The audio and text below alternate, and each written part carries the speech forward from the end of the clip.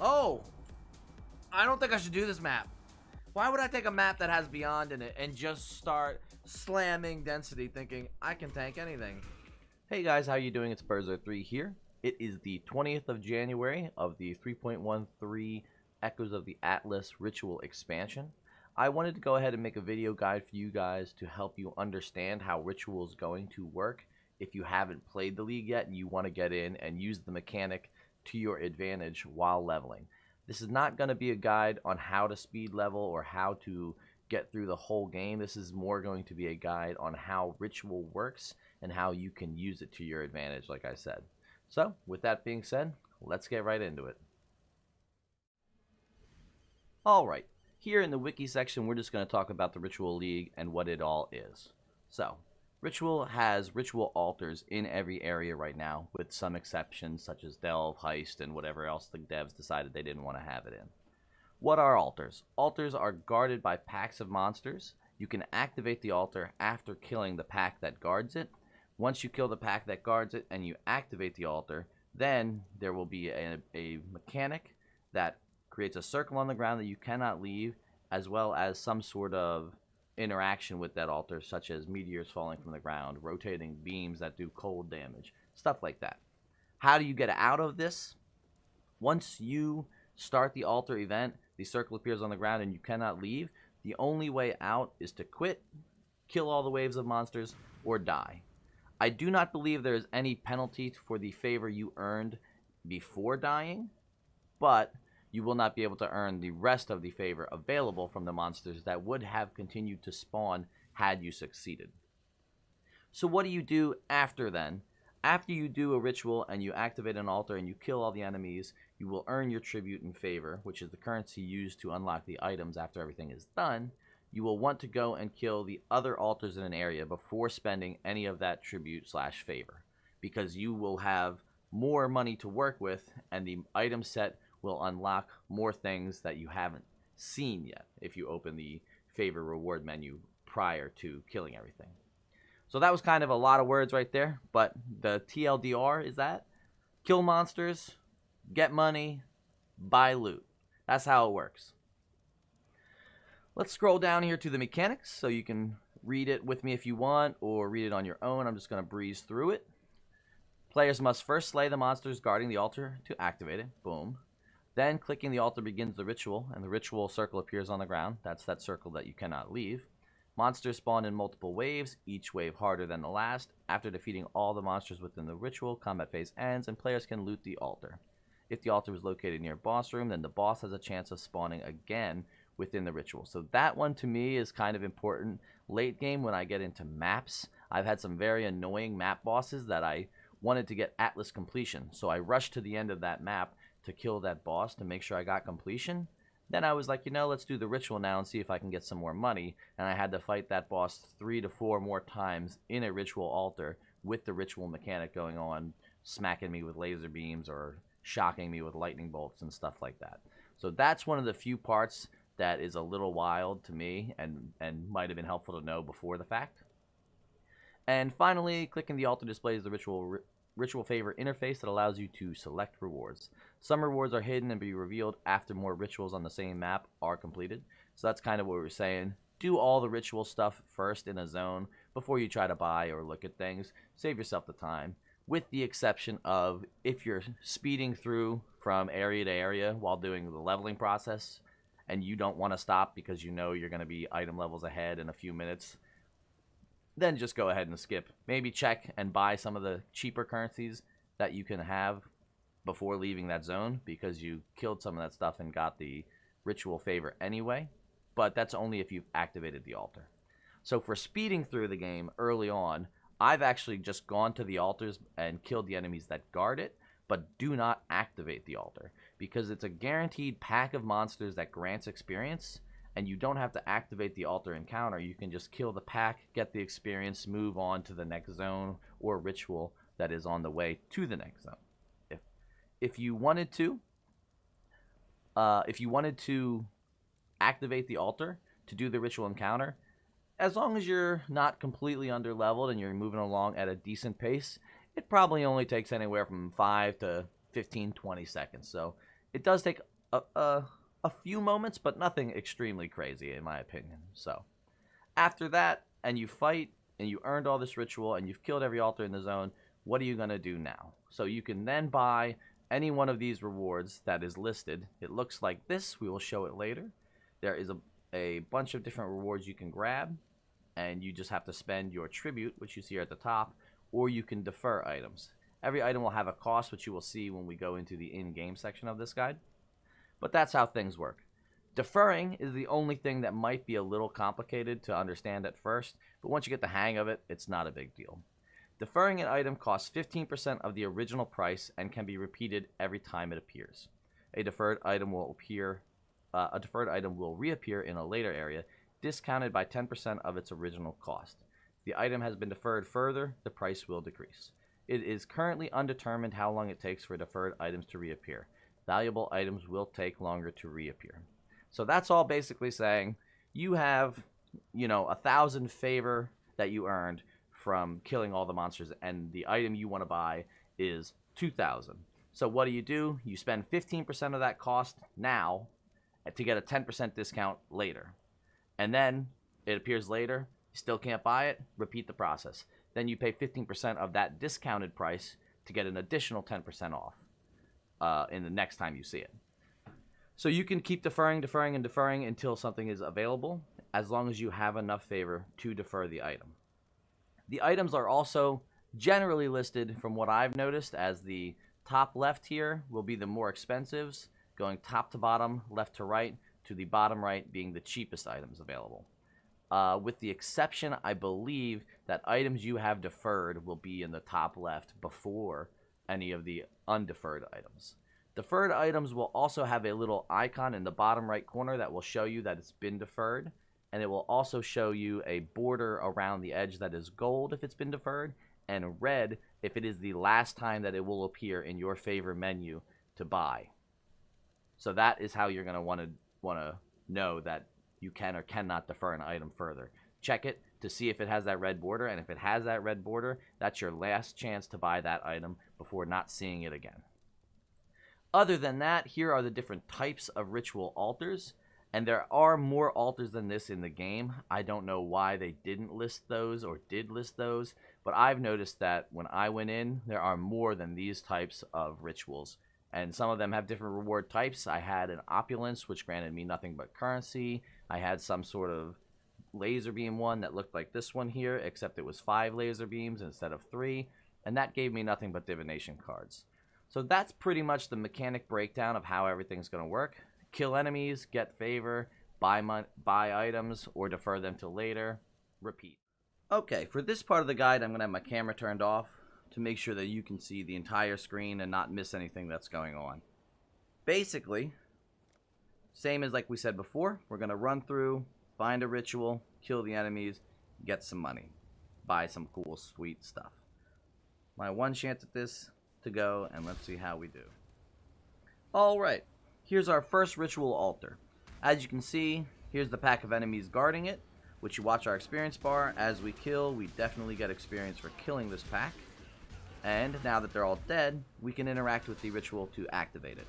Clicking on this, as we see, monsters will deal extra physical damage and can inflict bleeding, and the pain totems pulse damaging waves. So that's what this specific altar is going to do, and every altar in this zone so far, they will all in this zone be monsters deal extra fizz and pain totems. So let's activate this, and you can see again, waves of monsters are going to spawn, the zone cuts off that I can't get out, and you can watch the experience bar will move, and we will also grant favor. So now we're getting favor at the bottom, getting a ton of experience for just killing the monsters in this area. Boom. Now we're done. We have about 220 favor. We can look at the ritual rewards if we wanted to, and we also see that there is 1 out of 2 rituals completed. The icon on the minimap has changed from a goldenish yellow to like a brownish red. That's one way to know visually if you did or didn't do another ritual. Ah, here, perfect. Another ritual. This one is the golden, yellow, white, whatever color that we haven't done, and this is the brown, red one that we did do. So, another big pack, which is why I recommend going from ritual to level, because this is a ton of experience and a guaranteed pack of monsters. We can look at the ritual reward before and see that some of these items are hidden and unable to be acquired yet, which is why we suggest killing everything first before you go ahead and try to buy anything, unless you are just speeding through and going to be going to a new instance and want to try and just spend some of that favor that you earned before leaving that zone. That's the only time that I ever would spend the money before killing all the other altars, is if you're going to leave that zone for good and not come back. Might as well see if there's something good you can get with your money. You can see these are the altars here. And this should be the last guy, if I had any accuracy. There we go. Now we have 600 and some ritual favor. We can open up this ritual menu. Something good to note is that you don't need to be near the ritual at all to open the menu, and you can still run around while you are looking at items. As I said in the wiki section, if you watch that, is it looks like the more expensive items go top left to bottom right, with a weird little with weirdness being that this is a 2x2 and this is a 1x1. But we can see we have 662 tribute remaining. There are no rituals remaining. We could re-roll for 600, and that price will go up as you get higher into the game. But I would never really re-roll personally unless I had at least twice the amount of favor or twice the amount of tribute that an area would or that a re-roll would cost. Because if I spend this 600 tribute right now, that'll leave me with 62 tribute remaining, and I could barely do anything with 62 tribute. So that this tribute also does not carry over to a new area. Deferring an item, if you click defer, this screen I'm not the most excited about how it works. You can see the border on the outside goes red. If I see a future discount, a deferral fee, and a total deferral cost for this item, basically tells you that the 10% is 43, the 5% is 22, and cumulatively you're going to pay 65 to discount this in the future by 43. If that makes sense to you, you might want to rewatch that again, but that's how that's going to work. So if I defer something like a Orb of Augmentation, here's another good instance of really checking things. Here's an Orb of Augmentation for 378 tribute. Here's another Orb of Augmentation for 394, or 294, which is cheaper. And then here's two augmentations for cheaper than the other two combined. So really take a look at things to make sure that you're not buying, one Chaos Orb when you could have bought 3 Chaos Orbs for half the tribute price. That is something that I've really noticed. Make sure you look at everything before you start buying. I also would suggest if you're going to defer an item, I will defer this item, this armor scrap. I will click confirm, and then if I want to defer further on other items, you cannot defer the same item twice in the same zone. But that way, I see what I have left. Maybe I want to defer this and buy this, and then I want to defer something else. You can see items that you cannot afford get grayed out, but you can still defer items, and I could defer multiple. This is going to defer, cost me 65. This is going to cost me 125. And then this is going to cost me another 163. Personally, I try to defer as much as I can later of something that I may or may not want, such as currency. I don't want to defer everything because I'm not sure if this entire favor reward menu later will fill up to the point where I can't actually collect more items, or if I will get tabs to collect. If I defer a lot of cheap things, if I'll have multiple tabs to look at. So only defer stuff if it's something you will use, such as currency. But I try to always defer something. That way, if my next time I do a new area and I get a favor reward menu, I don't have anything good to buy, at least I can buy a couple cartographer chisels, alchemy orbs, things like that I have previously deferred. Let's defer 2 things, and we will go into a new zone and check a new ritual so you can see what it looks like being deferred from a new instance. Okay, as I mentioned before, you can open this ritual menu from anywhere. You do not have to be near an altar. So if you are looking to move a little bit quickly through your zones, you can continue to kill monsters while you run to the next area, and then open the ritual reward right by the door before you leave. 604 tribute is remaining. We have this Mindcry Driftwood Wand. You can see this little icon in the very bottom. This item's price will increase next time it appears in a set of rituals unless it is deferred again. So that part wasn't clearly explained to me before, and I don't think I even noticed that on the wiki. But if you do not defer this item again, the price is going to go back up. So to continue to decrease the price of something from what this is saying, the item's price will increase next time it appears in a set of rituals unless it is deferred again. So if you don't defer an item multiple times, the price will go back up. So it's either it's going to keep deferring it down, and if you find something even better, you can give up on deferring that item and start with a new item, or you can try and defer both of them more and get both of those items. Go ahead and re-roll here. We are going to get down to 4 tribute because 604 minus 600 is going to leave us with 4.